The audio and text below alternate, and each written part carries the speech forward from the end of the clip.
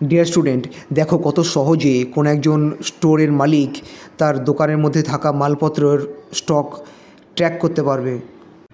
Blue Lister মধ্যে যে যে মালগুলো বিক্রি করা হয় তার লিস্ট আছে এবং তার পাশে লেখা আছে যে ওই মালগুলো কত পরিমাণ এই মুহূর্তে গোডাউনে রয়েছে।